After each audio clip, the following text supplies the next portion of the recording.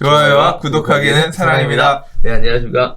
2021년 1월 16일 한발 앞서 소식을 전하는 고품격 부동산 토크쇼 부동산 별별 수다에 오신 여러분을 환영합니다. 야우. 날씨가 엄청 추웠다가 네. 눈 엄청 왔다가 네, 난리가 아닙니다, 지금. 좀 풀렸어요. 네. 그러니까 이게 풀려서 이렇게 오늘 넥 하고 오셨습니까? 아니, 옷이 그냥 이렇게 생긴 거고 뭐 그렇게 섬세한 사람은 아니고. 아, 그래요? 네, 날씨가 좀 풀리니까 좀 걷기도 좋고 네, 좋네요. 아, 그래요? 네. 눈 너무 많이 와가지고 엄청나게 고생을 많이 했는데 아, 그러니까요. 안 다녔죠? 저는 그냥 그러니까 지난주 눈은 조금 날이 풀린 상태에서 와가지고 쌓이지 않고 그래서 첫 번째는 좀 심했는데 그래서 뭐 그냥 괜찮았던 것 같아요. 그래요? 네. 아무튼 눈이 많이 오는 건 별로긴 해요. 싫어. 그렇다고 막 제가 눈 막 치우고 그런 건 아니었는데. 네. 요새 뭐 이렇게 오리 만드는 이거 집게 네. 먹어가지고 그냥 뭐 없어서 못 판다고 뭐.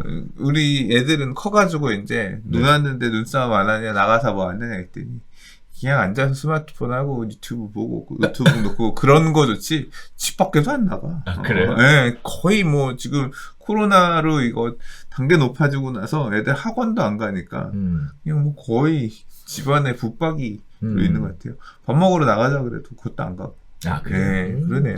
좋네요. 네. 안전하게, 와, 건강하게. 완전 이렇게 집에 진짜 붙박이 딱 이렇게 있는 거 보니까 네. 큰일인 것 같기도 하고. 오늘 그 완화조치 관련해서 네. 얘기들이 있었는데 카페는 풀린 것 같고. 네, 조금 근데 풀린 뭐 거죠. 5인 네. 이상 네. 집합금지는 당분간 좀 더 유지하고. 그러니까요. 네. 네. 학원도 풀어준다고 했는데 8제곱미터당 한 명씩 뭐 앞으로 쓰는 거나 뭐 거의 진배가 없더라고. 네. 몇 명 모집을 못 하겠네. 아니 뭐 결국은 어. 최소 인원만 앞에 두고 온라인으로 하라는 얘기죠. 네. 결국 그 얘기예요. 그렇긴 하더라고요.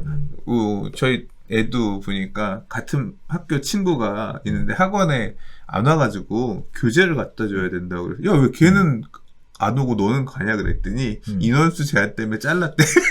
그래서 그런 식으로 이게 딱 그런 식이구나.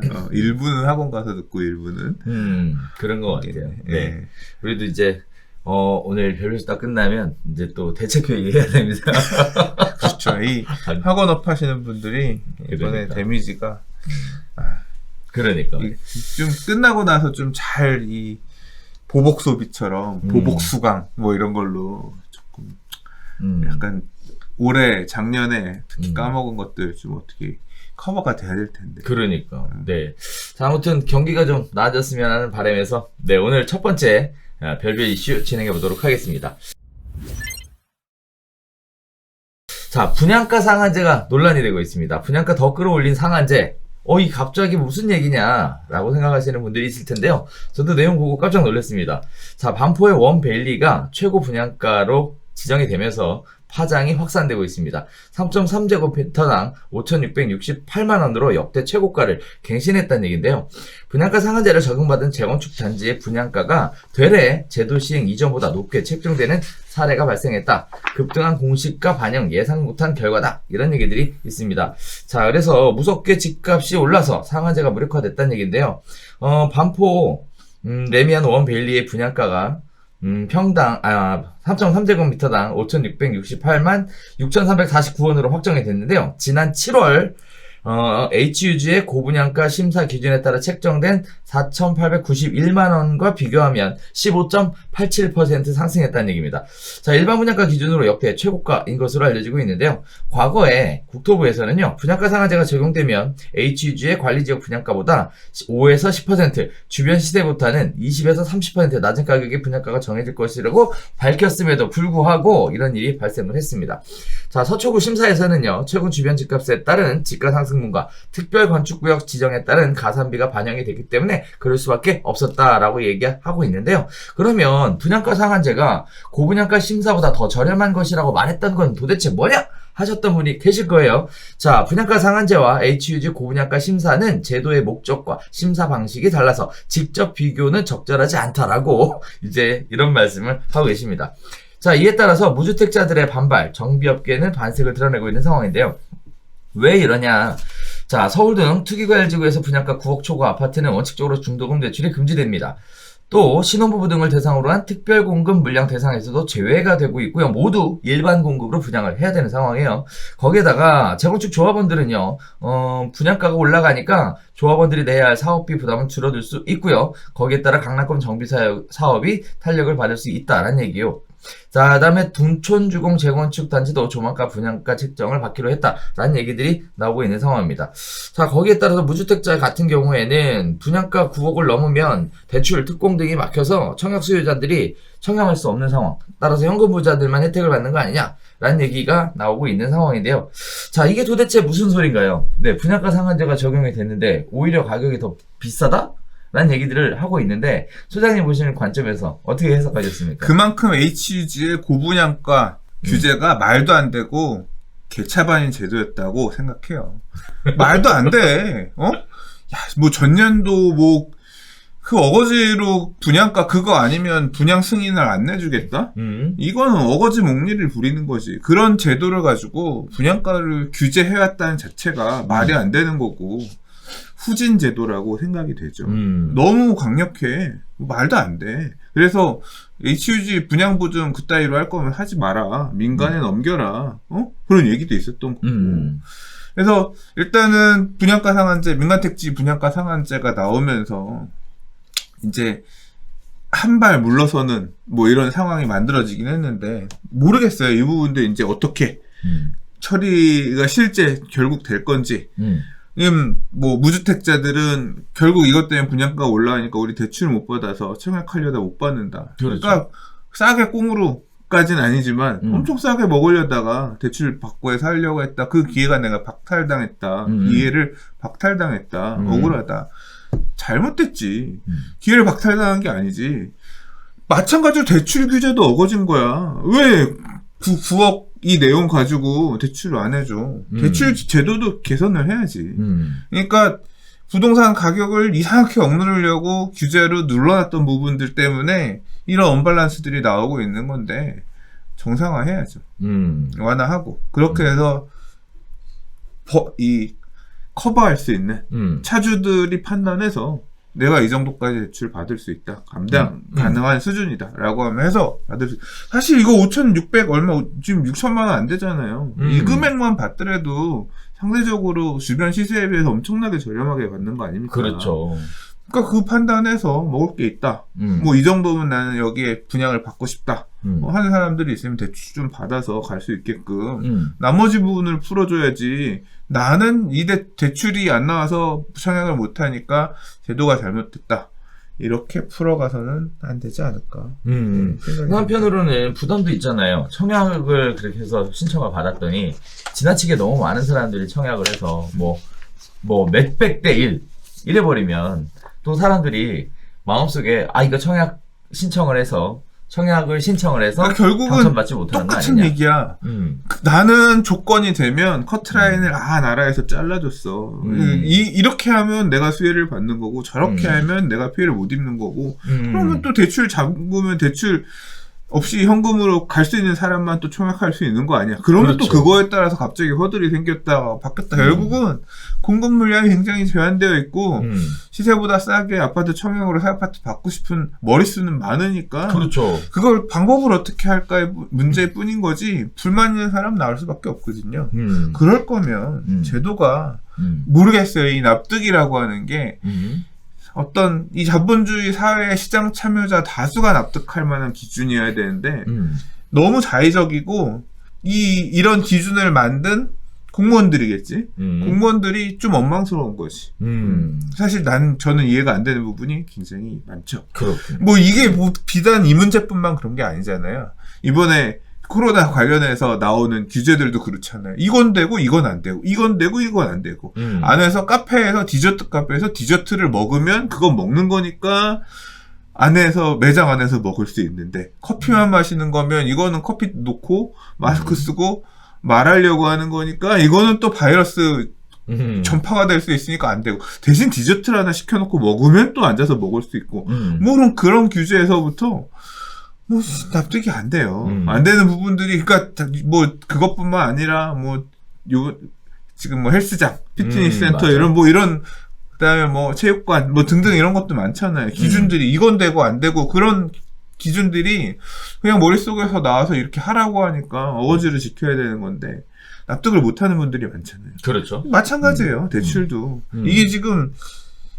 서울시 안에 예? 지금 거래되고 있는 아파트의 중간값이 얼만데 이런 기준으로 눌러가지고 억누르고 있는 거잖아요. 그렇죠. 시장을 이게 지금 이 짓을 지금 몇 년째 하고 있잖아요. 그럼에도 불구하고 집값을 잡았냐? 못 잡았잖아요. 뭐 반대로는 그렇게 이게 있으니까 그나마 이만큼으로 잡은 거다라고도 얘기할 수 있겠지만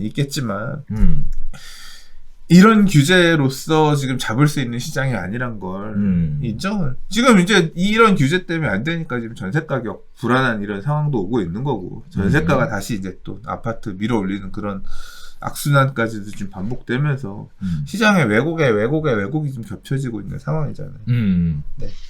저게 적은 동지 아니었어? 농담이고요. 소장님 얘기를 정리해보면 규제가 어거지였다. 뭐 이런 말씀으로 정리해 볼 수 있을 것 같은데 한편으로는 이렇게 생각해 볼 수 있을 것 같아요. 그동안 분양가가 너무 찍어 눌러서 재건축 사업이 진행이 안 되니까 서울 도심지내에 공급이 막혀 있는 상황이었다가 이번에 살짝 분양가 상한제가 적용이 돼도 사실 시세보다 싸죠. 선생님 얘기하셨던 것처럼. 그럼에도 불구하고 워낙에 눌려있던 것이 살짝 풀려가면서 주택 공급을 위한 일종의 방안으로 추진되는 거 아니냐. 동시에 서울투기과열지구내 재건축도 일제히 추진되는 거 아니냐라는 기대감도 불러올 수 있을 것 같은데 어떻게 보세요? 이게 그건 좀 별개의 문제예요.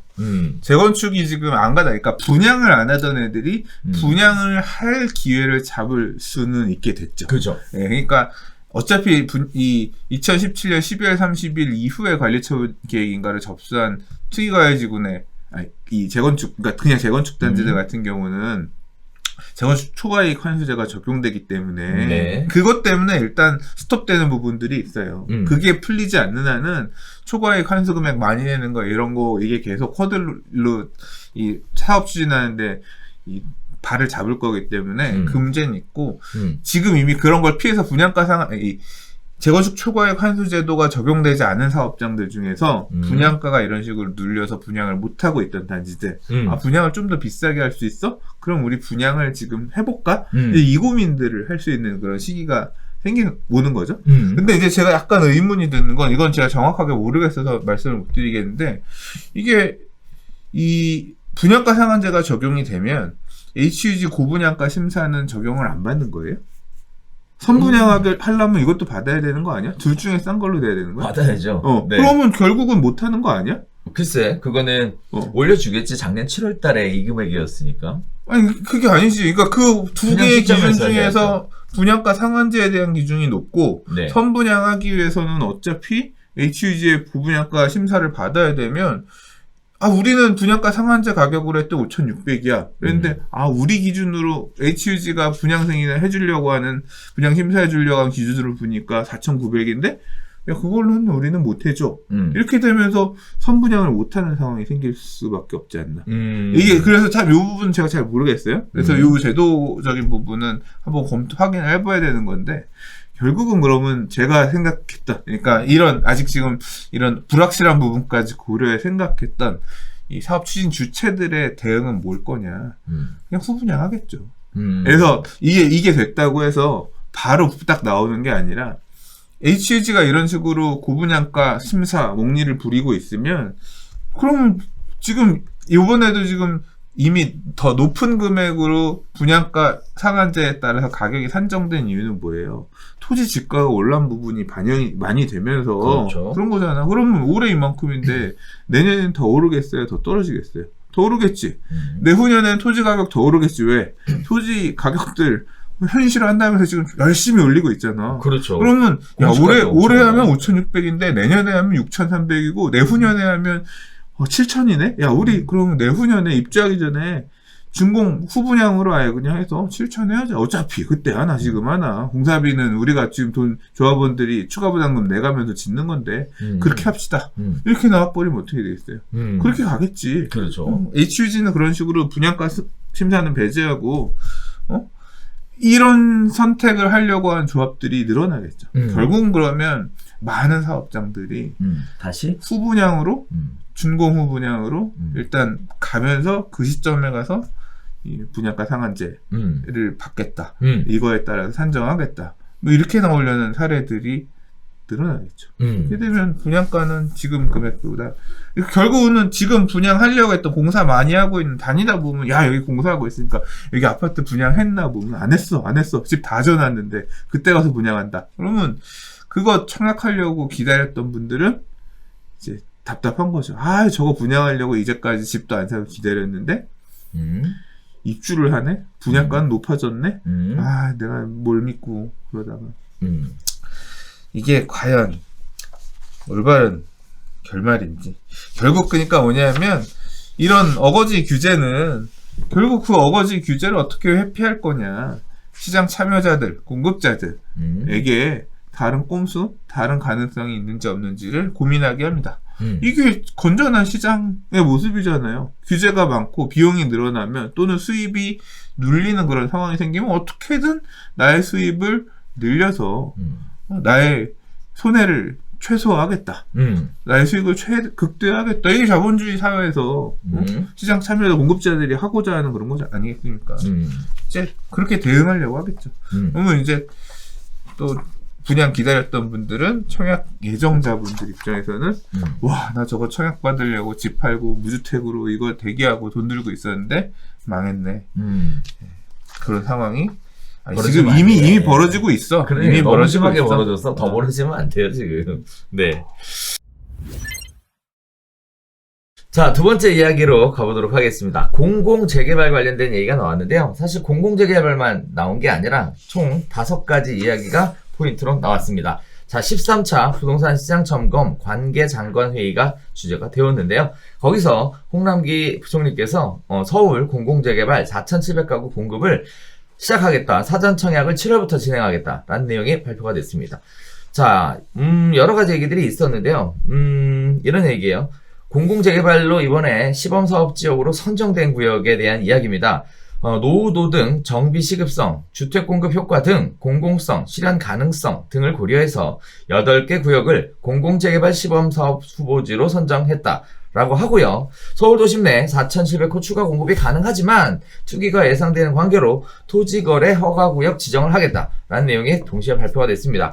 자, 이번에 선정되지 않은 4개 구역이 또 있다고 하는데요. 차기 선정위원회에서 다시 검토할 것이라고 하고요. 또 이번에 선정 후보지에 올랐던 12개 지역은 전부 다 정비사업 구역으로 지정되었었던 지역을 의미를 합니다.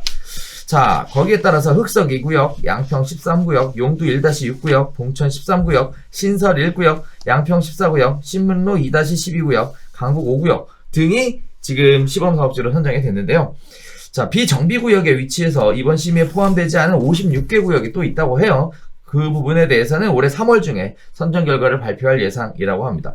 자, 이렇게 되면 또 새로운 구역 지정이 되는 거 아닌가? 라는 얘기도 지금 예상이 되고 있고요. 공공재건축에 대한 이야기도 나왔습니다. 공공재건축은요, 사전 컨설팅을 신청해온 15개 단지 중 7개 단지를 대상으로 사전 컨설팅 결과를 오늘 회신할 예정이다 라고 얘기했으니까 회신이 됐겠죠. 자, 공공재건축의 공공성과 규제 완화 등 인센티브가 양립 균형 되는 방안에 대해 많은 고민을 해왔고 그 결과 컨설팅안에 담았다라고 합니다. 저 규제 완화 방안도 반영했다고 하고요. 뭐 여러 가지 얘기들이 나오고 있는 상황이고요. 공공재건축 사전 컨설팅을 신청하지 못한 단지들의 수요가 있어서 올해 2월부터 사전 컨설팅 신청을 받을 예정이다라고 또 이야기하고 있습니다.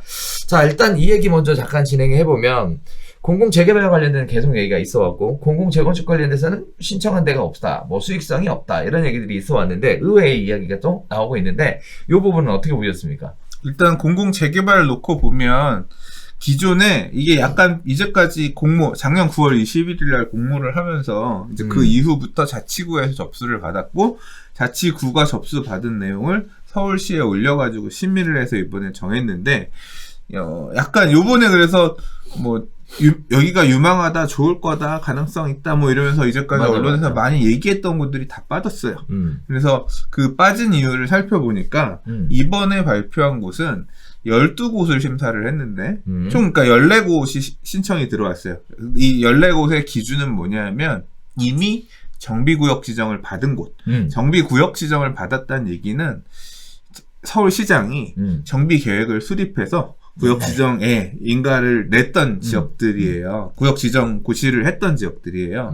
그래서 그 지역들이 14곳 있었는데 한 곳은 도시 재생 뭐 한다고 그러면서 빠졌고 한 곳은 자체적으로 안 하겠다라고 빠져서 그러니까 이 공공재개발 안 하겠다 빠진 거지. 12곳을 심사를 한 거고 이 중에 뭐 구별 안배도 있고 공급 물량을 많이 늘릴 수 있는 입지도 고려를 했고 그리고 주택 노후도가 심해서 뭐 이런 것들 그 재개발할 수 있는지 그런 여부들까지 따져가지고 8곳을 선정했는데 4곳은 아예 탈락이 아니라 보류래요. 그렇죠. 예, 그래서 다시 고민해서 다시 선정할 수도 있다. 그 얘기는 뭐냐면 이번 공공재개발이 끝이 아니라 앞으로도 더 선정할 수 있다. 그렇죠. 그런 뉘앙스가 남아있다라고 일단 보여져요.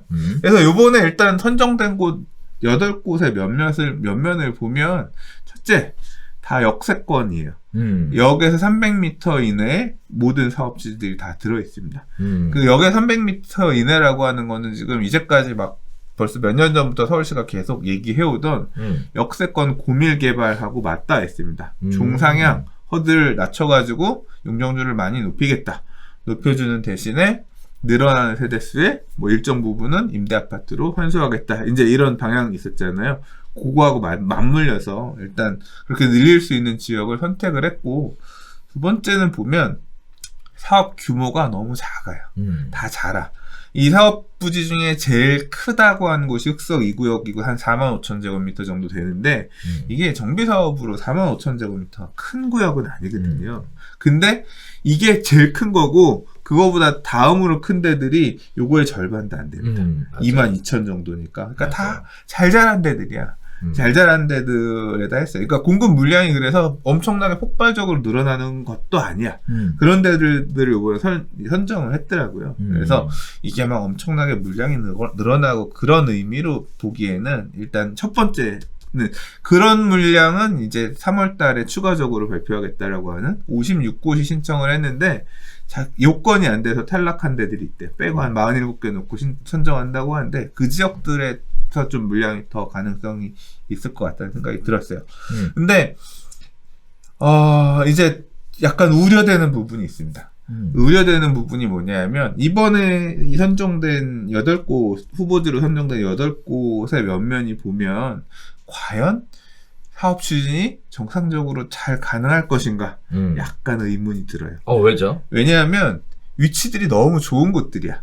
다시 말해서 공공재개발이라고 하는 걸 작년에 5월 달에 발표를 할 때 무슨 소리를 했냐면 사업성이 안 좋아서 사업이 못 가는 곳들을 규제를 풀어서 사업성을 높여서 재개발을 가게끔 하겠다.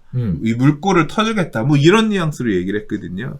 근데 여기 사업성이 없는 곳이 아니야. 다 역세권 주변에 규모가 작다고 해서 사업성이 없는 거 아니죠. 어차피 이런 지역들은 지주도 몇 명 없어요.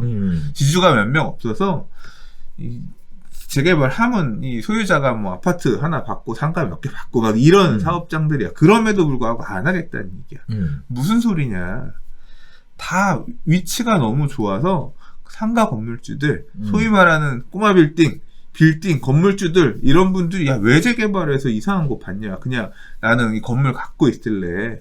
이 알짜 땅에 그냥 건물로 소유하고 있을래. 이런 지주들이 많은 지역들이에요, 대부분. 그러니까, 뭐냐면 사업성이 안 좋아서 사업이 안 됐던 게 아니라, 추진 주체 간 갈등, 그러니까 소유자 간 갈등이 심한 곳이죠. 그러니까 우리는 재개발 안 할래라고 했던 곳이 많았던 거란 말이에요.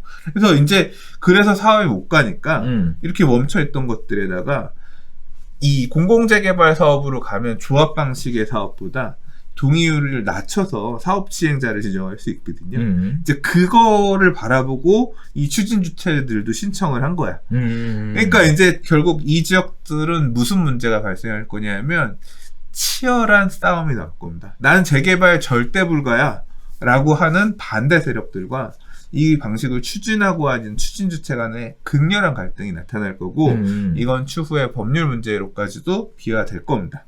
이 동의율을 어떤 기준으로 봐야 될 것이냐. 뭐 법에서 정하고 있는 기준은 뭐 3분의 2다. 그렇죠. 라고 하더라도 그 내용을 받아들일 수 없다. 추진 주체들. 이 공공이 갑자기 이렇게 개입을 해서 이거는 사유재산권 침해다. 뭐 이런 내용을 가지고 다툴 거고 이게 적어도 저는 대법까지 가서 결론이 날 문제일 거라고 보거든요. 그러니까 사업을 빨리 추진하고 싶어하는 마음과 동시에 이 격렬한 반대는 끝까지 붙을 겁니다. 앞으로 몇 년 뒤가 될지 모르는 그 뒤까지도 이 사업에 발목을 잡을 겁니다.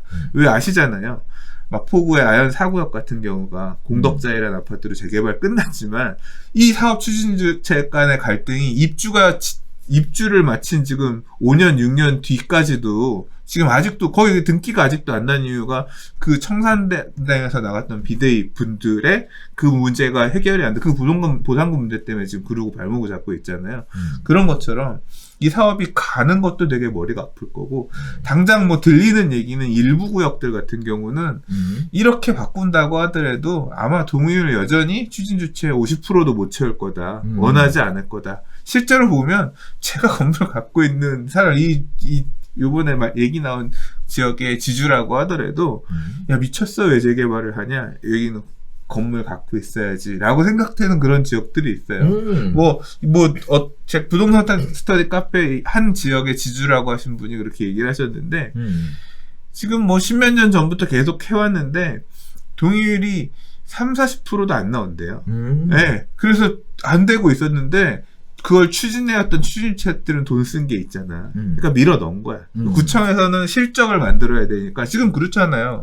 지금 국토부에서 LH에서도 하는 게 뭐냐면 이 몇 개 되지도 않는 200세대, 100몇 세대짜리로 결국 임대 아파트 주겠다는 얘기잖아요. 임대를 많이 늘리겠다는 얘기잖아요. 이거 지금 공급 물량 이렇게 확대하겠습니다. 이런 어떤 보여주기를 하기 위해서 끄집어내가지고 막 이런 어떤 일종의 쇼일 수도 있잖아요. 그렇죠. 그러니까 그 목소리 이해관계가 맞아 떨어진 거지. 구청에서 그럼 한번 넣어볼까요?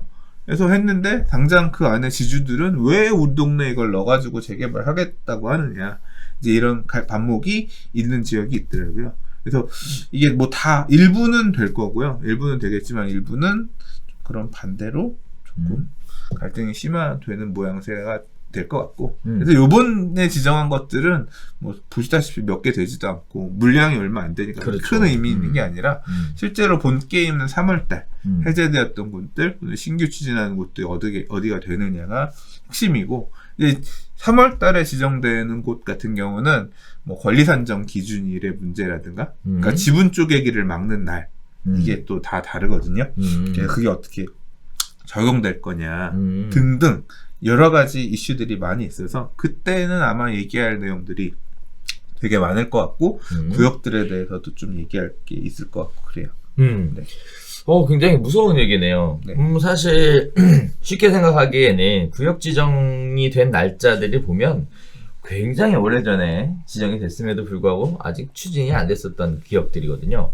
그런 지역들을 추진하겠다라고 얘기했는데 결국은 이게 재개발에 또 무서운 게 하나 있잖아요. 그 수용이라고 하는. 네. 어떻게 해서든 요건 맞춰서 수용하는 거 아니냐라는 이런 생각도 좀 드는데, 한편으로는 좀, 정체되어 있던 재개발 사업이 새롭게 추진될 수 있는 기회와 가능성이라는 걸 좀 보고 기대도 많이 해왔습니다만, 역으로는 그렇게 수용으로 동안 피해를 보시는 분들이 굉장히 많을 것 같고 극렬한 저항 내지는 원활한 사업 추진이 어려울 것 같다 라는 얘기도 선생님 얘기 들어보면 네 예상이 되고 있는 상황입니다. 제한적으로만 갈 것 같아요. 그러니까 네. 그렇군요. 자 그리고 공공 재건축 관련돼서도 이것도 좀 뭐랄까요 예상치 못했던 얘기인데 과거에 신청들을 하였으나 뭐 다들 안 하는 걸로 뭐 이렇게 공공 재건축 했었잖아요. 이거는 뭐 우리 자체적으로 시뮬레이션 해봤더니 공공 재건축을 하면 뭐 추가 부담금이 37%가 감소하는 것으로 분석된다 하던 컨설팅 이걸 누가 믿어? 누가 믿어? 그러니까 아이, 포 때리고, 차 때리고, 포 때리고, 그거는 얘네가 시뮬레이션 할 때 선정했던 최악의 경우를 놓고, 니들이 재건축하면 이건데, 그러니까 우리가 규제 졸라 때려가지고 이거 다 받으면 니네 이거밖에 안 되는데, 우리가 좀 풀어주고 나면 이만큼 늘어날 거야. 처음에도 그랬잖아요, 처음에. 그렇잖아. 그럼 그거에 따라서 추가 부담금이 감소할 거니까, 이거 하지. 그런데, 바보입니까? 네. 조합원들이 바보입니까? 훨씬 머리 위에 있죠. 공무원들 머리 위에 있는 사람들이죠. 그 조합원 중엔 네. 공무원도 계실걸요? 당사자도 공무원 당사자도 반대표 올릴걸? 그러니까. 이게 선택지가 지금 재건축을 해야 된다라는 선택지만 있는 게 아니잖아요. 그렇죠. 앞으로 법이 어떻게 바뀔지도 모르는데 좀 있어 보자. 뭐 이런 선택지도 있는 거고. 지금 분양가 규제라든가 재건축 초과액 환수제도 또 뭐 법률이 어떻게 바뀔지 앞으로 모르는 거잖아요. 그러니까 여러 가지 가능성을 놓고 조합원들은 이 경우의 수를 놓고 선택을 할 수가 있는 건데 이게 보면 이 결국은 공공 재건축이라고 하는 것도 용적률을 높인다라고 하는 거는 미래의 나의 삶의 주거 만족도를 내린다는 얘기예요. 그렇죠. 상대적으로 항상 그게 맞목이 만들어지는 거거든요. 그러니까 그걸 하고 나서 추가 부담금 조금 줄어들면 뭐해? 앞으로 지어질 내 새 아파트의 가치가 그만큼 평가절하된다라고 하면 지금 추가 부담금을 조금 더 내고 쾌적한 집을 받는 게 맞을 수도 있잖아요. 그런 그렇죠. 선택지 등등을 고려했을 때 그냥 이런 구구절절한 얘기도 필요 없어요. 공공재건축을 통해서 앞으로 7만 원 공급하고 5만 원을 늘리겠습니다. 앞으로 5만 원을 공급하겠네. 어쩌네 이 얘기했지만 실제로 사전 컨설팅조차 안 받은 사업지들이 대부분이고 그렇죠. 일부 사전 컨설팅 참여하겠다 적극적인 놈도 없고 그렇잖아요. 그 얘기는 이미 망한 카드지. 보여주기 싫다. 이걸 지금 하겠다라고 하는 거는 서울시나 이런 공공의 개입 없이 추진이 좀 불가한 그런 일부 사업장들은 이거라도 받아서 가겠다 있는 거지. 그런 분쟁의 가능성이 없는 일반 민간 재건축 사업주들 같은 경우는 누가 하겠습니까? 그냥 네, 그렇습니다. 쇼다. 쇼였다. 네, 그렇습니다. 네, 공공 재건축 관련된 이야기까지 들어봤는데요. 그 이외에도 세 가지 이야기가 더 나왔어요. 올해 사전 청약 3만 호를 7월부터 공급하겠고요. 구체적 계획은 4월 달에 발표하겠다. 청약을 기대하셨던 분들은 4월 달 발표를 기대해 보시죠. 요 기다리시는 분들 좀 있습니다. 네. 올해 사전 청약 지금 이제까지 2년 전에 벌써 2018년 3년 전인가요? 이 3기 신도시 얘기 나오고 나서 이거 기다린다고 지금 그 3년의 골든타임을 놓치시는 분들 많아요. 맞아요. 그래서 이 사전 청약에 목숨 걸고 있는 분들 있단 말이에요. 그래서 이제 4월 달에 구체적 계획 나오면 적극적으로 공략들 하실 준비들 하셔가지고 많이들 이제 전문가들 연구하는 글들 파가지고 어디 넣어야 되냐 전략 짜고들 하실 텐데 공략해서 꼭 받아야죠. 자, 네 번째는 양도세 강화가 6월부터 시행인데요. 시장 교란 행위를 연중 단속하겠다라는 얘기입니다. 자, 매도하라는 얘기였죠. 그래서 주택 매물 출회를 위해서 종부세, 양도세 강화 시행 시기를 올해 6월 1일로 설정해서 그 전까지 중과 부담을 피해 주택을 매각하도록 유도한 바 있는데 이제 남은 기간이 4개월 남았으니까 빨리 팔아라 이런 얘기들 하고 있습니다. 자, 다섯 번째 이야기는요. 실수요자 중심 시장 재편을 하겠다. 기존의 임차인 주거 안정성을 개선하겠다라는 얘기를 쭉 진행해 왔어요. 이거는 뭐 계속 있어 왔었던 얘기니까 특별한 내용은 없을 것 같은데요. 마무리에 이런 얘기가 나왔습니다. 국민 모두가 부동산 시장의 안정을 위해 함께 힘을 모아달라라는 부탁을 했는데 여기서 말하는 힘을 모아주기 위해 참여를 해야 되는 사람은 누굴까? 저는 이게 참 궁금하더라고요. 정신 못 차릴 거지. 아니 그런 게 어딨어. 누가 다 자기의 이익을 위해서 다 자기의 이익을 위해서 사는 건데 국가가 개인을 책임져 주지 않는데 개인들이 다 자기가 여기에서 벼락거지란 말이 왜 나왔어요. 그런 어떤 실패하지 않기 위해서 다 자기 알아서 지금 각자 지금 도생하면서 각자 살아날 길을 찾고 있는데 이 동의할 수 없는 이런 내용들 가지고 좀 봐요. 다 말도 안 되는 걸로 쳐내고 있는 거 아니에요. 니들은 나쁜 놈이고 죄인이고 죄식기고 뭐 이런 느낌으로 규제를 통해서 국민들을 분열시키고 있는 정책을 쓰는 사람이 누군데, 잘도 도와달라고 얘기는 하지만, 퍽이나 그런 얘기를 들으면서, 퍽이나, 이런, 반응을 보일 분들이 태반인데, 마음을 많이 잃었잖아요, 지금. 그러니까 누가 도와줘야 될까? 가만 생각해보니까, 이거 누구한테 한 얘기일까? 이런 생각이 좀 그러니까 드는 듣는 거예요. 사람이 나한테 하신 얘기는 아니죠? 설마 저한테 하신 얘기는 아니죠? 뭐 이제 그런 느낌이야. 그러니까, 딱 그런 뉘앙스예요. 그죠? 너무, 참, 말 아끼자. 네. 자, 이렇게 크게 5가지 꼭지의 이야기가 전해왔는데, 2021년 부동산 시장을 앞으로 어떻게 끌고 가야 되겠다라는 일종의 큰, 가이드라인 같은 이런 모습이었던 것 같습니다. 아무튼, 진행되는 내용들을 이렇게 하겠다고 발표를 했지만, 실제 이렇게 돼가는지는 저희 별별수와 함께 계속, 챙겨서 보시면, 진짜 이게 말 그대로 양측의 소년인지. 근데 아니면, 딱 보니까 그래. 네. 이 느낌이 좀 말 보니까 얼척이 없네. 뺨 때리고 나서 날 좀 도와줘. 그런 거 아니에요. 너 딱 죽어? 날 좀 도와줘. 양도세 올해 6월 죽는다? 나 좀 도와줘. 뭐 거의 그런 느낌 아니에요. 네? 그러니까. 증여세 높일 거야. 이씨. 죽는다. 재건축 죽는다. 도와줘. 이거 아니야. 이게 앞에서 한 얘기랑 뒤에서 한 말이랑 안 맞아. 그러니까. 자, 세 번째 이야기 가보겠습니다. 취득세 3배 올려도 비 던지면 8천만 원 아낀다. 불붙은 증여에 관련된 얘기인데요. 과거에는 양도소득세 관련된 부분들이 부담돼서 증여로 많이 돌렸다. 그런데 이번에는 종부세 관련된 부담이 증가를 해서 증여로 돌린다라는 얘기들이 나오고 있습니다. 자, 무슨 얘기인가 한번 보겠습니다. 증여 취득세가 강화가 됐어요. 거기에 따른 그래서 부담이 될 거다라고 생각했음에도 불구하고 증여가 다시 늘어나고 있다는 얘기입니다. 또 증여의 시기도 빨라져서 30대가 굉장히 많이 수중 증여를 받는다라고 얘기하고 있는데요. 강남 아파트 두 채 종부세가 3천만 원이었다가 올해는 8,200만 원으로 증가한다라는 시뮬레이션이 존재를 합니다. 거기에 따라서 증여가 다시 증가하고 있다는 얘기인데요. 관련된 내용은 이렇습니다. 정부는 올해부터 다주택자 종부세와 양도세를 대폭 올렸습니다. 그러면서 올해 납부 기준 시점인 6월 1일 이전 매도를 유도하기 위해서 양도세 강화를 6월 1일 이후로 유예한 상황이었어요.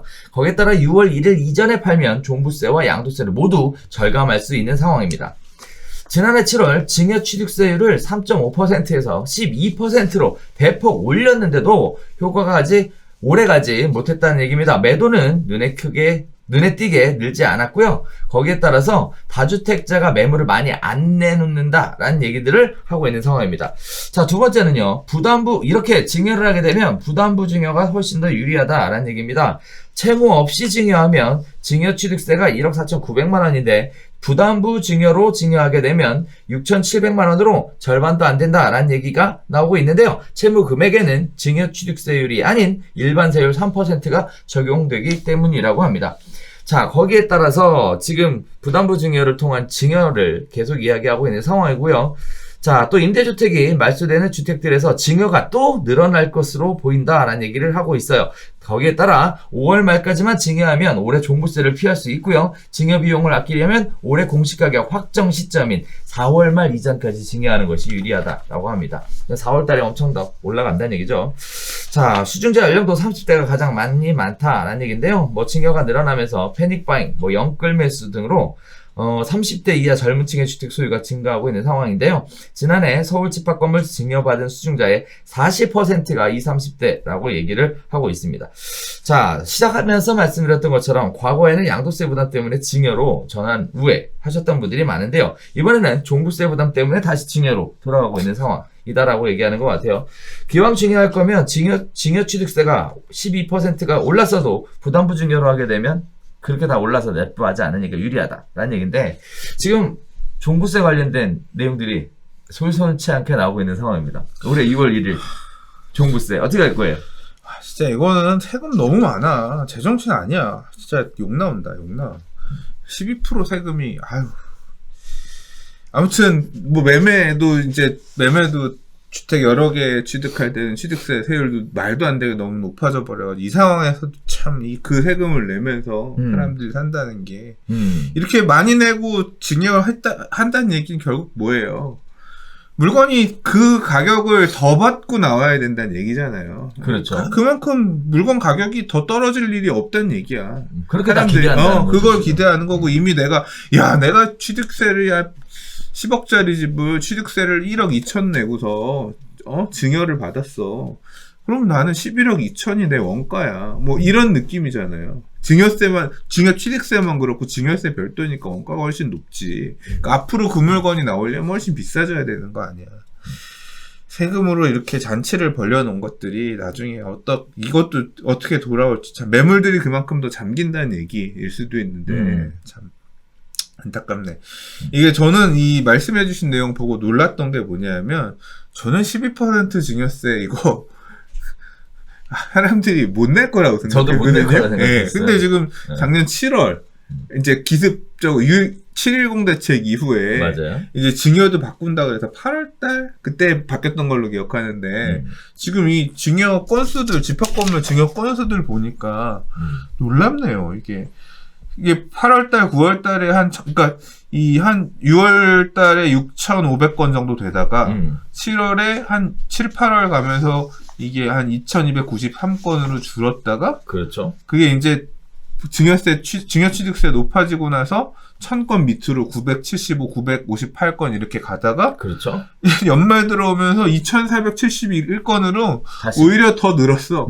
그러니까 이 얘기는 이거 2021년에 종부세 강화되면 이 종부세는 다주택자 종부세 강화 이런 것들은 계속 이어지는 거니까 이거를 계속 누적해서 이걸 어차피 내면서 버텨야 될 거니까 내년부터라도 좀 줄이자. 요번에 증여세 많이 내놓고 이 종부세는 앞으로 회피해 가자. 이제 뭐 이런 선택을 한 사람들이 이만큼 있었다는 얘기 아니잖아요. 그리고 네. 말씀하신 것처럼 이제 올해 올라간 기준으로 증여세 안 낼 거면 4월 말까지는 해야 되는 거고. 그렇죠.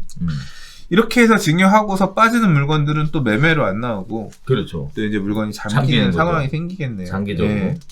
올해 딱 들어서서 부동산 시장 분위기가 크게 달라진 것 중에 하나가 종부세 부담에 대해서 사람들이 굉장히 심각하게 인지하기 시작했다는 거. 진짜 12월 달에 작년에 12월 달에 종부세 고지서 받았기 때문에 그러니까. 이제 아마 다들 식두들겨 맞으신 분들이 있을 거고 저는 딱 예상했던 선에서 나왔어요. 그래서 작년에 다 미리 대비를 해놨고 이제 그래서 올해는 작년보다 적게 낼 것 같은데 이제 큰일이지. 그래서 올해 초에 상담이 지금 제일 많은 게 증여 상담이에요. 다시 마치 몇 달 전으로 돌아간 것처럼. 그러니까 6월을 준비하는 그렇죠. 그러니까 그런 거네요. 딱 데드라인이 정해져 있으니까 6월 1일 기준이니까 매매를 하든 그러니까 양도세가 세율이 더 높아지기 전에 매매를 하든 증여를 하든 그렇죠. 또 선택을 해야 되는 시점인데. 선택의 기로가 지금 왜냐면 그렇게 해야지 2, 3월에는 팔고 3, 4월에는 팔고 4월 안에 증여를 하거나 해야 되니까 이게 마무리가 되니까 딱 그게 한 두세 달밖에 안 남았네요. 그래서 양도 쪽에 방법도 있습니다라고 안내를 해드리고 양도세도 계산해서 보여드리고 이렇게 했는데 결국 피드백 오는 건 증여예요. 그치. 양도세 고지서 양도세 이거 보면 뒷목을 잡을 수밖에 없지. 지금 뭐 3주택 같은 경우는 70% 아직 있고 그렇잖아요. 자, 그런 부분들에 앞서서 또 이런 얘기들이 있어요. 법인 쪽 얘기가 또 나오고 있습니다. 법인? 네, 법인이 네. 다주택을 갖고 있으면 네. 종부세 부담이 커지니까 전부 다 넘긴다는 거예요. 법인도 다. 그렇지. 법인들끼리. 네. 법인이 법인 물건을 넘긴다. 네, 그렇죠. 법인을 분리를 하는 거죠. 그냥 새로 하나 만들어서 부동산을 나누는 거예요. 그러니까 법인의 개수를 늘리는 거예요. 그렇죠. 이런 형태의. 그래서 근데 그렇게 하면 이제 아무래도 그 가액 자체가 그거는 근데 정확하게 잘 모르겠다. 6억 저것도 없고 아무튼 법인을 쪼개면 그 회피할 수 있는 부분이 일정 부분 있다는 얘기죠. 그렇죠. 일단 부분이 있다는 얘기죠. 그래서 벌써 법인을 갖고 계신 분들 입장에서는 법인 쪽의 얘기가 지금 계속 나오고 있는 상황입니다. 대비들 이제 막 지금 하는 거죠, 지금. 막 급하게 해야 되는 그런 시기네. 맞아요. 그래서 그런 얘기들이 지금 계속 나오고 있어서 올해 또 이거 원했던 거는 세금으로 두들기면 무서워서 팔겠지? 마치 우리 작년에 했던 얘기 중에 하나 그런 거 있었잖아요.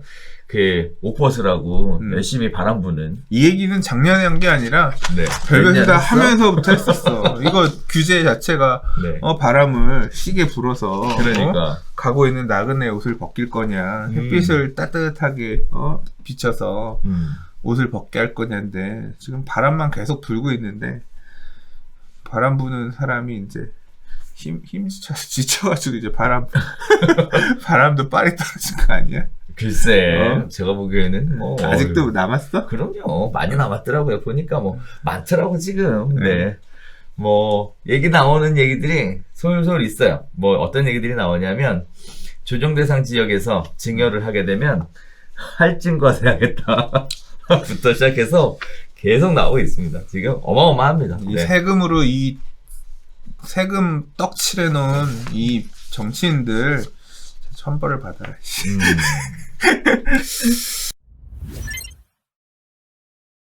자, 네 번째 이야기 가보겠습니다. 생애 첫 주택 구매자 대출 규제를 완화해주겠다. 라는 얘기는 결국 말뿐이었던 것으로 밝혀지고 있습니다. 논의조차 안 했다라는 얘기가 있는데요. 자, 홍남기 부총리께서 작년 국감에서 대출 한도 등 혜택 고민하고 있다. 규제 완화를 고려해보겠다. 이런 얘기들을 하고 있는데요. 기재부에서는 오히려 취득세 등 이미 충분한 혜택을 부여하고 있어 형평성 문제 때문에 어렵다. 이런 얘기들 하고 있습니다. 자, 조정 대상 지역에서는요, 주택담보대출 비율이 9억 원 이하인 구간은 50%, 9억 초과분은 30%로 제한되는 등 대출 규제가 적용되고 있고요. 투기과열지구에서는요, 9억 원 이하의 구간은 40%, 초과분은 20%, 그리고 15억 초과 주택 은 대출 자체가 아예 금지되고 있는 상황입니다. 과열 가능성이 있는 지역에서는 대출을 막아서 투기를 원천 차단하겠다는 취지였는데요. 이에 따라 무주택 실수요자들도 덩달아 돈줄이 꽉 막히면서 내 집 마련이 어려워졌답니다. 자, 이 때문에 이들은 규제의 피해자라고도 불렸다는데요. 자, 이후 부정적인 여론이 확산되자 생애 최초 특별 공급을 확대하고 취득세를 줄여주는 등 무주택자 대상의 혜택을 늘리기로 했고요. 하지만 자금 조달이 안 되는데 취득세를 줄이거나 집 살 기회를 주는 게 무슨 소용이냐라는 비판이 끊임없이 나오고 있습니다. 거기에 따라서 규제 완화에 대한 시사를 했으나 실제 관계부처에서는 논의조차 없었다는 얘기고요. 또 취득세 면제, 특별공급 확대 등 혜택을 부여하고 있는데 형평성 문제도 고려해야지 대출까지 따로 풀어주는 것은 말도 안 된다라는 얘기들을 보이고 있어요. 자, 그러면 결국은 주택 구입은 돈 있는 사람만 하라는 얘기냐라는 얘기가 다시 나올 수밖에 없고요. 또 우리 작년 안에 나왔던 얘기 중에 하나가 사다리 걷어차기 관련된 얘기가 또다시 도마 위에 오를 수밖에 없는데, 자, 일단 두 가지 이야기 드리고 싶어요. 일단 첫 번째는 이거 말은 이렇게 해놓고 안 한대, 이거 형평성 문제 때문에. 그다음 두 번째는 그럼 이런 분들은 어떻게 해야 되는 거예요? 모르지 뭐. 알아서 잘 하셔야지. 이 대출 규제 완화는 이게 해줘야 되는 거 아니에요, 진짜? 근데 아까 이제 제가 처음에 이 부분에 대해서 언급을 했잖아요. 아까 네네. 분양 관련해서도 규제 있고. 맞아. 저는 수요를 억제하기 위해서 내놓은 카드가, 공무원들이 고민하셔서 내놓은 카드가 이건데. 그래서 이제 나는 저 사다리를 올라갈 수가 없구나. 자포자기한 사람이 계속 늘어나고 있잖아요. 그렇죠. 그럼에도 불구하고, 그러니까 결국 이 정책에 대한 평가, 이게 얼마나 잘 시장에 효과적으로 작동하면서 수요를 끊어내고 있느냐, 그런 건데, 모르겠습니다. 이게 모르겠네. 아니, 무주택자들이 집을 좀 살려고 하면 적정한 범위 내에서는 좀 풀어주는 게 필요하지 않냐. 근데 사실 또 한편으로 보면 풀려 있긴 있잖아요. 다만 뭐가 안 되냐면 15억 초과 대출이 안 되는 거잖아요. 네. 그럼 결국은 15억 초과 대출을 사고 싶은데 그걸 막았으니까 열받는다. 이렇게도 보여지고 몇 명 없을 것 같은데? 별로 없을 것 같은데. 네. 그러니까 아무튼 이 대출, 그러니까 지금 주고 있는 방향성이란 건 그런 거죠. 이 부분을 손대지 않겠다. 이제 그런 거고. 제 생각은 뭐냐? 말도 안 되는 규제다. 이 얘기는 제가 얼마 전에 페이스북에도 썼었는데, 그러니까 대출 규제라고 하는 거는 이유가 있다고 생각이 돼요. 그러니까 당연히 그 시장으로 들어가는 자금줄을 끊는 부분은 정책적으로 충분히 필요한, 세금이랑은 좀 별개의 문제인 거예요. 그렇죠. 세금이랑은 별개의 문제인 거예요. 이거는 충분히 할 수 있는 카드라고 생각합니다. 대출 규제는 할 수 있다고 생각하고 필요도 있다고 생각해요. 그럼요. 예를 들어 저 같은 부분이 다주택자가 그렇죠, 있었잖아. 대출을 또 많이 받아서 집을 사겠다? 막아야지 그거는. 음. 왜냐하면 대출이 무너지면 옛날에 IMF가 온 것도 그런 이유잖아요. IMF 때 IMF 때도 많이 문제가 됐던 게 기업이 대출을 가득 받아서 출자 대출 서로 이거 해가지고 부실이 되게 대출이 가득 있는 상태에서 문어발 확장을 하다가 무너지니까 다 대출 폭삭 가라앉으면서 빚으로 세운 성이 무너진 그런 거잖아요. 사실 대출 많은 다주택자도 거의 똑같거든요. 이 집도 대출, 내가 갖고 있는 돈은 얼마 없는데 빚으로 쌓은 성 같은 거지. 근데 이게 위기가 오면 무너지고 무너지면 그 피해를 세입자라든가 나머지 피해자들이 많이 발생하거든. 그렇기 때문에 이런 다주택자에 대한 대출 규제나 이런 것들은 강하게 할 필요가 있다. 돈을 더 빌려주고 이런 부분들은 억제할 필요가 있다. 왜냐하면 문제가 생기면 많은 피해자들이 그렇죠. 선의의 피해자들이 많이 발생할 수 있으니까 인정하는데 이렇게 15억 초가 가액으로 묶는 거는 도저히 이해가 안 되죠. 뭘 근거로 15억 초간의 대출을 안 해주는 이 대한민국 이거 자유민주주의 국가 맞아요? 네? 말도 안 되는 거지. 이건 아무리 우리나라가 거기까지. 그래서 납득이 안 된다. 이런 부분들은 조금 무주택자건 실수요자들에게는 15억 초과 주택 매수할 때도 대출을 어느 정도 한다든가 좀 어느 정도 물꼬를 튀게끔 해주는 그런 제도가 보완이 되면서 조금 고민을 해야 되잖아요. 지금 이거 15억 초과 대출 금지해놓고 꽤 있었잖아요. 있었죠. 그래서 좀 바뀌었으면 좋겠어요. 자, 그래서 지금 대출 관련된 얘기들이 나오고 있는데 서민들의 불만이 높아지고 있는 상황입니다. 대출 자체가 안 되는 건 아니에요. 여기 기사에서는 마치 대출 자체가 전혀 안 되는 것처럼 이야기를 하고 있습니다만 조정 대상 지역과 투기과열지구에서 약간 제한이 있다라는 부분을 보셔야 될 것 같고요. 소장님이 계속 얘기하셨던 건 15억 초과에 대한 부분에 대한 얘기를 계속 강조해 주셨는데, 자, 아무튼 본인들의 여건에 따라서 형편에 맞춰서 할 수 있는 범위를 찾아가시는 게 필요할 것 같아요. 이건 말씀하셨다시피 다 막을 수 있는 것도 아니고 또 다 풀어준다고 해서 또 괜찮다라고 얘기할 수 있는 부분도 아니고 하는 부분들이 있으니까 현명한 선택 하셔야 될 것 같습니다. 자, 5번째 이야기입니다. 2020년 전국 전셋값 상승률 1위는 누구 하남이랍니다. 네. 자, 12월에 3.3제곱미터당 1,755만원으로 평균 50.2% 올랐다고 하는데요. 전국 전셋값 상승률 1위를 기록한 바로 하남을 두고 하는 이야기입니다. 지난해 지하철 5호선 연장 하남선 1단계 구간 개통으로 서울 접근성이 좋아지면서 전셋값도 끌어올린 것으로 보인다라고 합니다. 자, 두 번째는요. 여권발 수도권 이전론으로 떠들썩했던 세종시가 2위를 달렸고요. 그리고 세 번째는요. 전셋값 상승률 3위 광명이 올라왔습니다. 그 외에도 경기 화성, 용인, 성남, 남양주, 구리, 성북, 그리고 경기도 광주가 지금 현재 전세가 상승률 탑10에 올라갔는데요. 올해도 전세시장은 계속 불안정한 상황에 몰릴 수 있다는 분석이 더해지면서 세입자들의 불안이 더욱 커져가고 있는 상황입니다.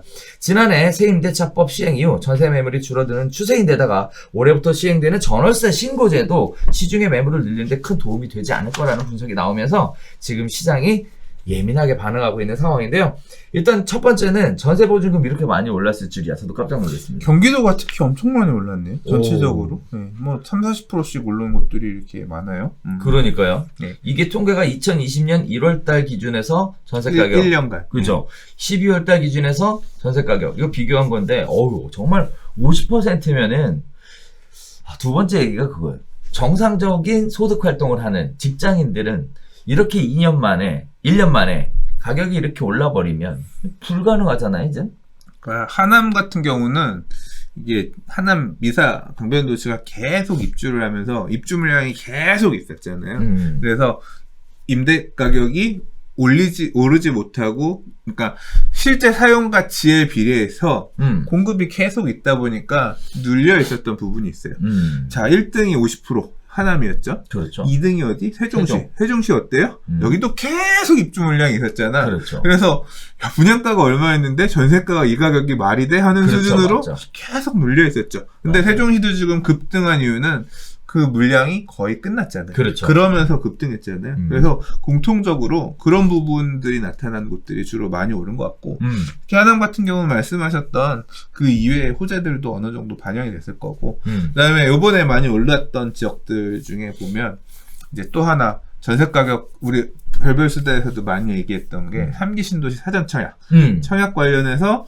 그 받으려고 한 지역 우선 쿼터를 받기 위해서 이제 그 지역으로 전입하는 그 수요까지 가미가 되면서 작년에 뭐 과천 얘기 얼마나 했잖아요. 그냥 그렇죠. 과천 청약하려고 들어간 애였잖아요. 예, 그런 것처럼 그런 수요가 하남 쪽에도 하남 교산이 3기 신도시 중에서는 굉장히 유명하다고. 과천 같은 경우는 세대수가 3기 신도시 물량이 없고 그래서 과천 재건축들을 받으려고들 지역 주민 수가 얼마 안 되니까 막 갔던 그거는 벌써 그 전 얘기네요. 2019년 말 2020년 초 얘기였으니까 그게 이제 2020년에 그 가장 핫했던 지역은 하남이었네요.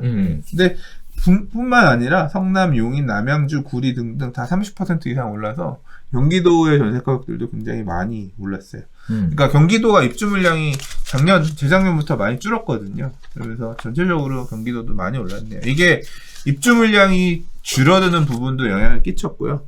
그다음에 임대차 3법으로 대표되는 특히 이제 작년에 계약갱신 청구권, 그다음에 이 전월세 상한제 두 개가 맞물리면서 재고주택의 매물, 임대 매물들이 나오기 어렵게 되는, 그래서 신규 매물 가격도 올라가는 부분들이 동시에 작동하면서 조금 뭐 이런 영향을 끼치지 않았나 싶어요. 전세 가격이 올라갔던 또 임대차 3법 관련된 얘기, 전월세 상한제하고 계약갱신 청구권 얘기 계속 있어 왔는데 6월 1일 날 이번에는 전월세 신고제가 드디어 시행이 됩니다. 전월세 신고제가 시행이 되면 전세 가격이 많이 올라갈까? 이게 안정화가 될까? 그거는 별개의 문제 같은데 전월세 신고제는 임대 가격 오르고 떨어지고의 문제보다는 이제 임대료 규제 등을 하기 위한 사전 포석으로서 데이터를 가져가겠다. 그리고 임대 소득에 대해서 과세하겠다 등등. 이런 부분들을 목적으로 도입하는 그렇죠. 것으로 생각이 되고요. 장기적으로는 당연히 임대료가 올라가는데 영향을 끼칠 수 있는 요소라고 생각됩니다. 맞아요. 왜? 세금 더 거두려고 하는 거잖아. 맞아. 그리고 임대료에 대한 데이터를 가져오려고 하는 거잖아. 결국은 어떤 형태로든 시장에 개입하는 형태로 나타날 거고. 그렇게 되면 근데 이건 단기적인 흐름으로 얘기할 수 있는 부분은 아니고 그렇죠. 중장기적으로. 그러니까 임대소득 과세가 현실화되면 맞아요. 투명하게 임대소득 과세들이 이루어지게 되면 임대인들은 결국 그 세금 지금은 뭐 그런 세금 임대해 주고 있는 주택에 대한 세금을 보유세 정도 또는 뭐 제한적으로 임대료에 대한 소득세 뭐 이 정도 생각했다고 하면 앞으로는 디폴트로 임대소득세 보유세 플러스 나의 들어간 자금에 대한 기대이익 더해가지고 임대료를 산정할 거기 때문에 이제 그 이후부터는 임대료가 뭐 이제 월세화를 포함해서 확 올라가는 그런 형태로 나타날 가능성이 매우 높다고 생각합니다. 앞으로 장기적으로 임대주택 같은 경우는 이게 임대소득세를 고려하면 전세 이런 개념이 아니라 매년 내가 이 집에 대해서 1년에 얼마 내가 종부세, 재산세 그죠? 내고 유지보수에 들어가는 중개수수료 뭐 이런 비용에다가 또 집 고치는 거 이런 거 들어갈 거 아니에요. 에다가 하면 그거 이상으로 일정 금액 이상은 나는 월세로 받아야지 이게 커버가 된다 할 거기 그렇죠. 때문에 누적해서 앞으로는 우리나라에서도 그런 반전세 또는 보증부 월세 이런 개념이 되게 익숙해지지 않겠나 싶어요. 전월세 신고제에 관련된 구체적인 방안은 아직 발표가 되어 있지 않은 상황입니다. 시행일이 6월 1일부터 시행하겠다라는 내용만 나와 있는데 일단은 소장님 얘기하셨던 것처럼 간주 임대료 부분, 임대소득세에 대한 부분이 있을 거예요. 그래서 전세로 임대를 하고 있는 부분들이 과거에 이제 재산세, 종부세뿐만 아니라 이제 소득세를 추가로 부담해야 한다라는 거. 자, 다음에 또 월세에 대한 소득. 또 역시 소득세 부담을 해야죠. 지금 하고 있어요. 근데 이제 여기서 문제가 되는 게 저는 이런 생각을 좀 해봤어요. 지금 현재 여기에서 가장 문제가 되는 게 우리가 계속 아파트 시장만 이야기하다 보니까 그런데요. 다가구 주택 같은 경우에는 이제 연세가 좀 많으신 분들이 이제 본인의 주택을 쪼개서 임대를 놓은 다음 거기서 임대 소득을 받아서 생활하시는 그 노령층의 인구가 굉장히 많거든요. 이런 분들이 이제 과세 쪽으로 몰려가게 되면 힘들지 않을까? 난 그 걱정이 되더라고요. 서민들 오히려 더 힘든 거 아니야? 난 모르. 네. 아 그거 내야지 뭐. 소득이 있는 곳에 세금이 있다. 뭐 이제 거의 그런 기조화에서 자꾸 투명해가는 과정이잖아요. 예, 모르겠습니다. 일시적으로 이제 그런 부분에 대해서는 조금 완화를 해줄지 모르겠지만 반대로 또 그 임대인 분들도 그런 다가구 주택이나 단독 주택이나 이런 주택 월세 받는 분들도 진화해야죠. 어떻게 진화해요? 월세 올려받아야지. 그러니까. 그래서 이런저런 것들이 다 물리게 되면 네. 결국은 중장기적으로 결국은 올라가는. 중장기적으로 늘어난 세금은 조세 정가. 정가의 귀착은 세입자로 가게끔 돼 있습니다. 그럼 그 세입자 보호해 주려고 또 국가는 바우처를 주거나 월세 보조를 해주거나 해서 해주면 결국 세금 걷어서 세입자 주고 이제 딱 한편으로 주고 그럼 임대인은 또 세금 내고 그 구조가 만들어지는 거죠. 자, 그래서 아무튼 가장 놀랐던 거는 전세 가격이 이렇게 많이 올랐구나. 그래서 다들 그렇게 힘들어했구나 이런 생각을 하게 됐고. 근데 뭐 이거는 굳이 이런 표로 보지 않더라도 너무 많이 느끼고 있지 않나요? 느끼고 네, 있는데 또 표로 보니까 더 하더라고요. 지금 뭐 네. 2년 전에 계약했던 임대료 2배 이상 막 넘어간 집들도 많아요. 원래 보고 나도 하긴 이게 평균이니까. 시세표 보면 야, 이 세입자들 이거 어떻게 내냐. 그러니까 이렇게 밀려나가는 거지. 계속 이 지역에서 이 임대료를 살 수 없으니까 옆 지역으로 좀 더 저렴한 지역 또는 그 지역에 있어야 되면 주택의 형태를 바꾸거나. 이거 누가 책임질 거야? 글쎄, 일은 저지르는데 책임질 사람은 아무도 없죠, 지금. 네. 자, 6번째 이야기 들어가 보도록 하겠습니다. 자, 집 중개를 하게 되면 세입자 계약갱신 청구권 행사 여부를 적도록 이번에 법이 개정이 됐는데요. 중개사법 시행규칙이 내달 13일, 2월 13일부터 시행이 된다는 얘기입니다.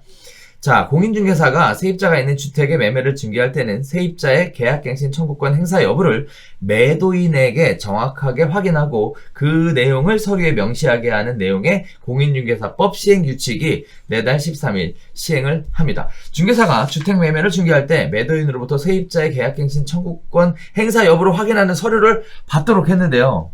이 서류를 적으라고 했더니 이제 협회에서 서류를 만드셨어요. 만들어서 일단 배포를 한 상황입니다. 여기 보면 임대인의 성명, 주민등록번호, 주소 이렇게 나와 있고요. 목적물 적도록 되어 있고요. 여기 포인트죠.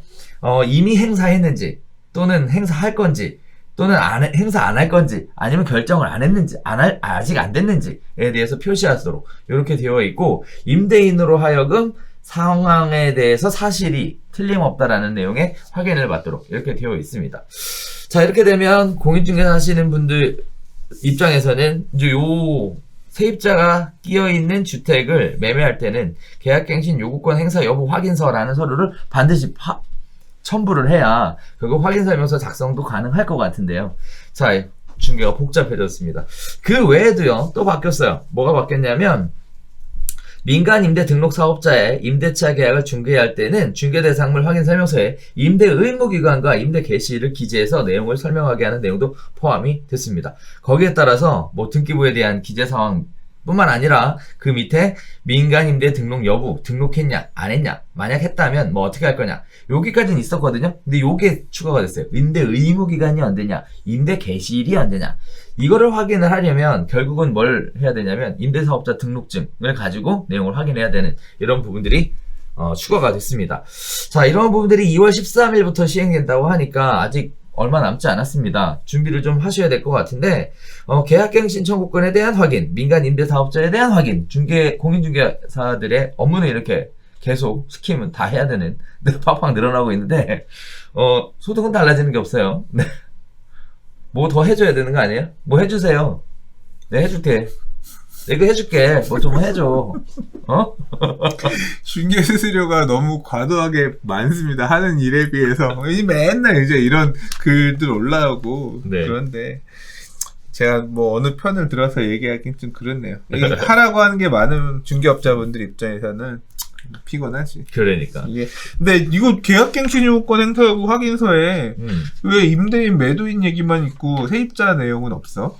세입자가 서명하는 내용은 없네. 아, 그렇죠. 그러니까 임대인이 그 내용이 맞습니다 확인하는 건데 네. 틀렸으면 골 임대인 책임인 때리네. 거죠. 임대인 책임인데 임대인 책임인 거예요. 이거 확인하고 매매를 했는데 나중에 가서 확인하려고 봤더니 임차인이 나는 그런 적 없어요. 이래버리면 골 때리기 상황. 그래서 이게 겉으로 보기에는 간순해 보이지만 실제 임대인들이 이런 부분들에 대해서 절대 모르거든요. 그래서 중개사들이 이거 챙겨야 되는 거예요. 근데 중개사들이 챙기긴 챙기되 제 생각에는 이 확인서에 임차인의 내용, 임차인이 쓸 수 있는 부분도 기록이 돼야 확인함. 보통 특약으로 쓸 거 아니에요. 뭐 계약갱신 요구 이게 만약에 이런 서류가 없다고 하면 계약갱신 요구하였음. 임차인 확인함. 예를 들어 계약서에 임차인 누구 이름 서명 해놓으면 그거를 삼을 수 있는데 그런 부분이 조금 보조 서류로 있어야 서로 말끔하지. 이거 이렇게 받아서 계약갱신 불행사하기로 했다고 하네요. 이렇게 했는데 서명이 없어. 뭐 임차인이 나중에 말 바꿔버리면 이거는 그렇다. 자, 이렇게 되면 이제 실무적인 입장에서는 그래서 확인 절차가 복잡해진다는 얘기예요. 그런 부분들 때문에. 확인서 그냥 이거 쓰고 확인서 하나 받아놓으면 되겠다. 임차인 확인서. 임차인 입장에서 하고 싶겠어? 자기하고 아무 상관도 없는데 만약에 그거를 넣어버리면 반드시 받아야 되는 것 같기 때문에 다시 얘기하면 매도인은 임차인의 동의 없이는 매도할 수 없다. 이렇게 돼버리는 거거든요. 그럴 수도 있겠네요. 그럼. 그래서 이 내용이 진행이 되게 되면 이제 앞으로 중개사 분들께서는 임차인이 껴있는 주택을 매매를 한다라고 하면 매도인에게 계약갱신 요구 행사 여부 확인서를 반드시 받으셔야 한다라는 거. 이걸 받으실 때 임대인이나 매도인이 받을 수 없기 때문에요. 여러분이 하셔야 될 거는 직접 임차인한테 연락하셔서 내용에 대해서 확인하시고 거기에 따라서 증거자료 확보하시고 녹취를 해놓거나 그렇죠. 아니면 확인서를 받는 게 좋겠어. 이런 것들을 추가로 진행하셔야 한다는 거. 중개 하나 하는 게 굉장히 까다로워졌습니다. 자, 그 다음에 또 임대사업자도 마찬가지입니다. 표준임대차 계약서를 작성을 하다 보면 이거 관련된 부분에 대해서 입력을 하도록 되어 있어요. 그런데 복잡하거든요. 근데 그런 부분들이 좀 보완돼서 진행되는 부분이다 라는 건데, 한편으로 생각해 보면 계약갱신 요구권이나 또 민간 임대사업자에 대한 확인이나 필요하긴 한 것 같아요. 그래서 하기는 하는데 필요한 것 같으니까 하기는 하는데 적극적으로 협조는 하는데 네. 근데 이거 막 이런 주택 시장 관련해서 이런 규제들 늘어나고 해야 될 거 많이 생기고 이런 거 보면 네. 집을 여러 채 사가지고 임대놓고 이런 건 좀 매력이 진짜 없는 것 같아. 너무 복잡하고 머리 아프고 별론 것 같아. 아니요, 뭐 중개사들이 다 잘 해줘요. 잘 해줘요. 그럼요, 다 잘 처리해줍니다. 하는 거 없다 그러는데 하는 거 많아요. 이렇게 뒤에서 안 보이는 것들 다 처리하는 것들이 많습니다. 근데 뭐 다들 모르시잖아요. 뭐 실거래가 신고하는 것 자체도 우리 옛날에 뭐 그런 거 신경 썼나? 네, 전혀 신경 안 썼지. 공부할 게 많은 시대가 됐네요. 그러니까요. 그래서 공인중개사분들은 공부 열심히 하셔야 되고요. 그래서 절 찾아오셔야 됩니다. 제가 네오비에 오셔서 잘 배우세요. 실무적인 관점에서 네, 어떤 형태로 진행해야 되는지, 어떻게 현실적인 방법을 해결할 수 있는지 이런 부분들을 설명을 드리니까 한번 보시면 될 것 같고요. 그래서 제가 확인설명서 강의가 있어요. 작성하는 거, 완벽하게 작성하는 방법에 대한 강의가 있는데 이제 13일 이전에 업데이트를 한번 해야 될 것 같습니다. 또 자료 준비하시려면 바쁘시겠네요. 그러니까 말이에요. 관련된 내용들이 요것만 바뀐 게 아니라 취득세 관련된 부분들도 바뀌어가지고 우리 지난번에 그 황기철 세무사 초빙에서 취득세 계산하는 거 관련된 거 한번 진행을 했었거든요. 진짜 복잡하더라. 2주택 판단하는데 항목에 한 12개의 답변을 해야 이게 2주택인지 1주택인지 확인이 되는 거예요. 와, 진짜 복잡하더라고요. 자, 아무튼 그런 부분들이 필요하니까요. 앞으로 2021년도도 열심히 열공해보시면서 이런 매출 올리는 것도 어려운데 하자 생겨갖고 삥 뜯기면 기분 더럽습니다. 네, 그러니까 완벽하게 준비하셔서 프로페셔널한 진짜 프로 공인중개사들이 되셨으면 좋겠습니다. 자, 오늘 준비한 소식은 여기까지인데 어떠셨어요? 오늘도 열심히 많이 말을 했네요. 네. 네. 새로운 시장에 관련된 이슈들을 가지고 저희가 매주 인사드리고 있으니까요.